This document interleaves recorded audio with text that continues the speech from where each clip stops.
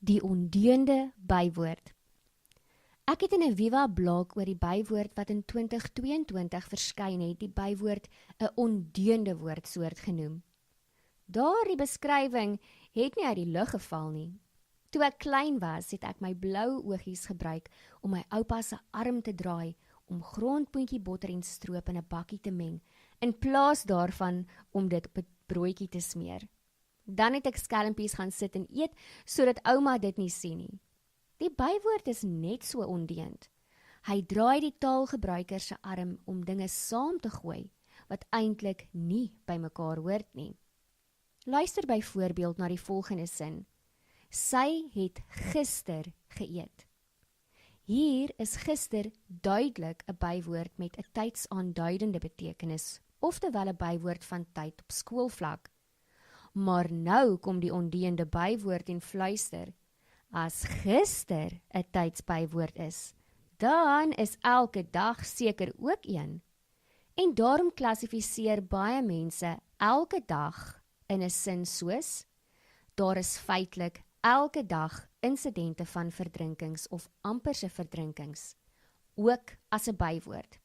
En tog is elke en dag afsonderlike woordsoorte, onderskeidelik 'n telwoord en 'n naamwoord wat saam iets oor tyd kommunikeer. Maar die bywoord se ondeendheid stop nie hier nie. Hy draai nie net die taalgebruiker se arm om ander sinsdele as bywoorde te beskou nie. Hy weier ook om self stil in een betekeniskategorie te bly sit. Die taalkundige Ruben Dallum beskryf dit so mooi. Many adverbs can have several interpretations and hence belong to several semantic categories, depending on their linear position in the sentence or the verb they depend on. Dallum gebruik die Engelse bywoord truly as illustrerende voorbeeld. Dit kan 'n wyse aanduidende betekenis hê, soos in I will speak truly. 'n graad aanduidende betekenis in I do not truly understand what this is about. 'n modale betekenis soos in This is truly a miracle. Of dit kan selfs iets sê oor die taalhandeling wat die spreker uitvoer, byvoorbeeld dat die spreker jou wil gerusstel oor sy of haar eerlikheid, soos in I truly do not expect you to come. Die bywoord is dus nie net ondeend nie, hy is ook 'n meester van vermomming. Die grootste moeilikheid ontstaan egter in die klaskamer. Dit is waar die ondeende bywoord regtig grys hare veroorsaak. Leerders kan dieselfde bywoord in dieselfde sin verskillend interpreteer. En nasien riglyne laat nie altyd plek vir meer as een geldige antwoord nie. Neem die sin in die verte kras is seemeeu aanhoudend. Is aanhoudend 'n bywoord van tyd of van wyse? Wel, die antwoord is dit kan albei wees.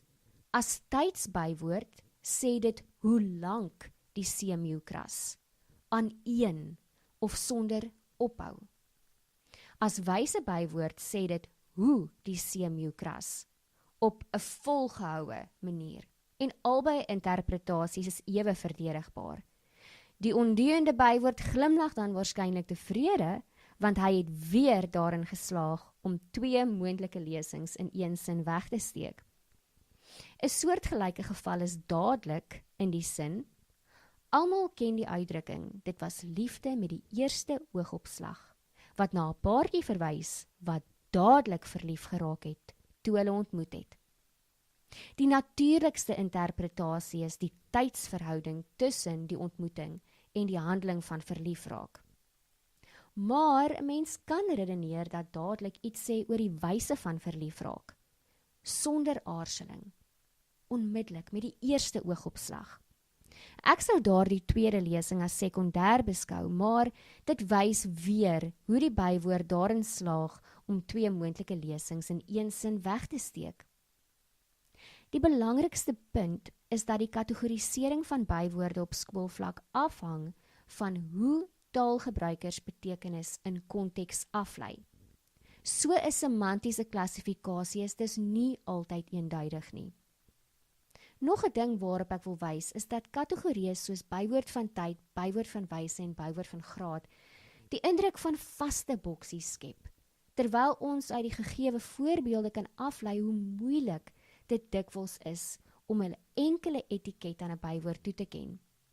En dalk is dit juis hoekom die bywoord so interessant bly.